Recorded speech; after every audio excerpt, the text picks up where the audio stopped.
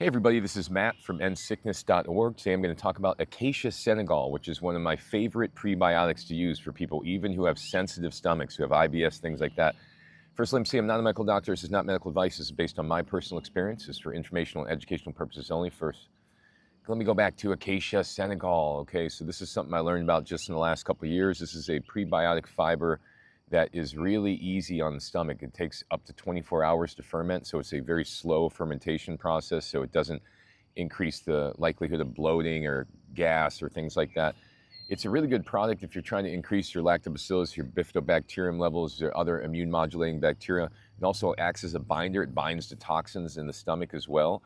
And it helps to not only boost good bacteria, but helps to calm down the inflammation and the leaky gut in the gut. And this has really been one of my favorites. I've used a lot of different prebiotics in things like inulin and arabinogalactin and apple pectin, and this one has been the most tolerated for people who have had bloating or issues with constipation or issues with gas and things like that. And it's just because the fermentation speed of this fiber is so much slower than the rest of them. If you got something like inulin, which is a real fast digesting or fast fermenting fiber, then you end up with a higher likelihood of bloating, gas, things like that, which is not what you want with people who have chronic gut issues. Instead, you go with something like Acacia, which is a slow fermenting fiber, and it works out a lot better. So how do you use this stuff? Okay, so I personally use it by mixing it in a smoothie. It seems to be the best. It thickens it up. It doesn't gel it up, but it thickens it up, so it's a much, it makes you full a lot longer. And what I usually do is tell people start off with 1 teaspoon, work your way up to 2 to 3 tablespoons eventually. And this is something you would want to do something like 4 or 5 days a week. It definitely helps with bulking up the stool and helping to have the stool be more formed, helping with your food to be digested better. It's best to mix it with a smoothie, or if you're going to do it with anything, you could blend it with water and take it on an empty stomach. You don't want to take a bunch of this acacia fiber right before consuming food or right after. It might cause you additional bloating or issues, so that's not what we want to do.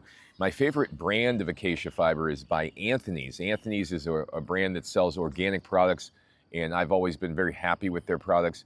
And they sell a pound of acacia fiber for about $18, and it's been extremely helpful. Another thing you can do is you could combine it with other things as well. You could mix it into milk. You could mix it into yogurt. You could mix it into colostrum like I do sometimes. But the reality is acacia fiber is the best prebiotic to start off with if you have gut issues, because it's soft on the stomach, it helps good bacteria flourish, and it helps to really calm down the gut lining and calm down the immune system through its actions on the gut bacteria.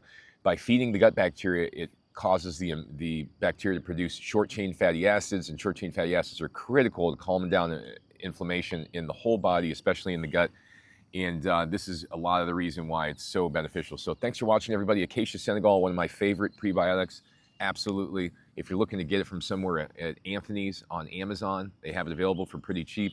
Start slow, work your way up. And thanks for watching, everybody. Go to my website, endsickness.org. I got hundreds of articles, hundreds of videos on there teaching you how to heal yourself out here in nature. Thanks for watching.